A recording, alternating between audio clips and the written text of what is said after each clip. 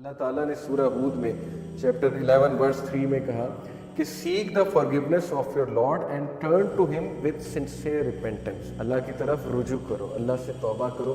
اب sincere repentance ہے کیا, اس کی کنڈیشنز کیا ہیں؟ Number 1, immediate cessation of the sin, کہ فوری اسی وقت اس گناہ کو چھوڑ دیں, ویٹ نہ کرنا. یعنی آپ کسی ایڈکشن میں مبتلا ہیں, ٹرائی کریں, اسی وقت اس گناہ کو چھوڑ دیں. جب آپ کو ریئلائز ہو گیا ہے گناہ ہے, توبہ کی, اس کو گناہ کو چھوڑ دیں اس وقت. نمبر 1.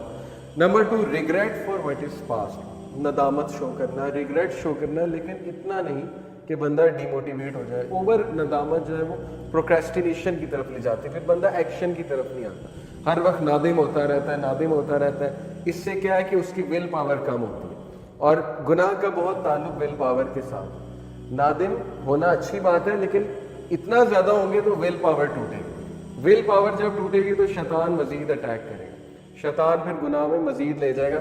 بلکہ ڈیفنس میکنزمز بناتا ہے ہمارا برین. ایک بہت بڑا ڈیفنس میکنزم یہ کہ میں تو بچ ہی نہیں سکتا.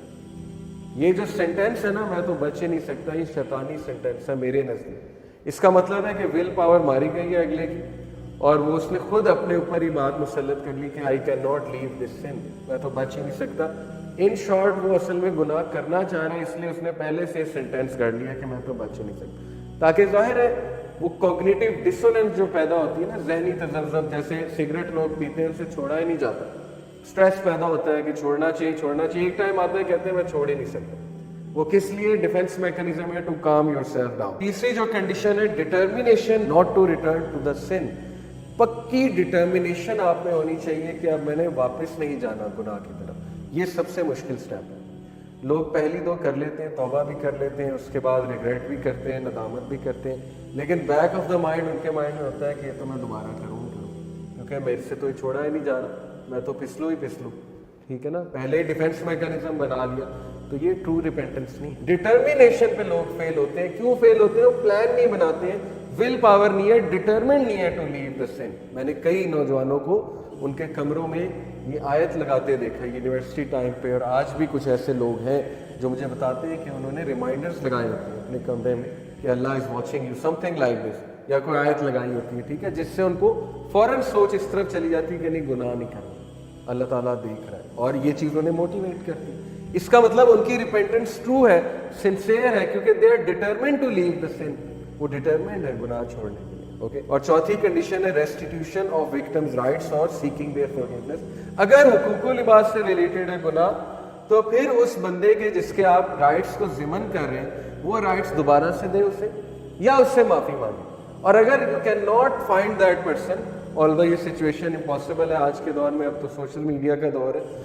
مثال کے طور پہ بچپن میں کسی سے زیادتی کی, آج آپ کو نہیں سمجھ آ رہی, تو آپ جو ہے وہ آپ کو مل بھی نہیں رہا وہ بندہ, تو پھر اس کے بارے میں کہ صدقہ کریں, اور ظاہر ہے کہ اللہ سے مغفرت طلب کریں. لیکن یہ پاسبل نہیں ہے, سوشل میڈیا کا دور ہے, لوگ مل جاتے ہیں. ایک اور کنڈیشن یہ ہے کہ جو گناہ ہے it should be given up only for the sake of اللہ.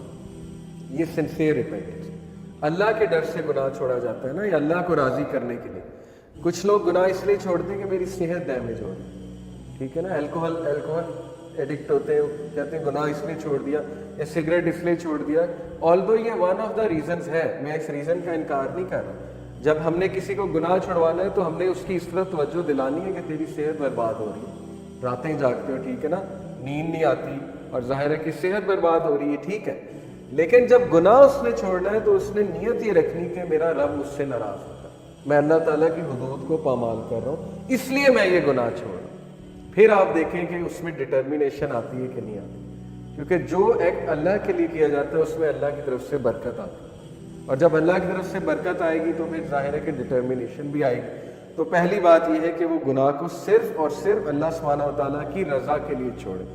ایک حدیث میں آتا ہے کہ whoever gives something for the sake of Allah, Allah will enrich him and Allah will fill his heart with richness, اور اللہ تعالیٰ will replace it with something better. اتنی motivational حدیث ہے, اسپیشلی قیامت کے روز 7 طرح کے لوگ اللہ کے عرش کے سائے تلے ہوں گے, اور اکثر حبس ہوتی ہے, گرمی ہوتی ہے, بندے کا دم گھٹ رہا ہوتا ہے حبس کے موسم میں. سوچے کہ وہ کیا میدان حشر کا جو سین ہے. 7 type of people will be under the shade of throne of Allah. ان میں سے ایک وہ ہے who leaves something for the sake of Allah. ایک ٹائپ وہ بھی ہے جو اللہ کے ڈر سے گناہ چھوڑ دیتا ہے، جو اللہ کے ڈر سے یا اللہ کی خوشنودی کے لیے، اللہ کو راضی کرنے کے لیے کسی چیز کو لیٹ گو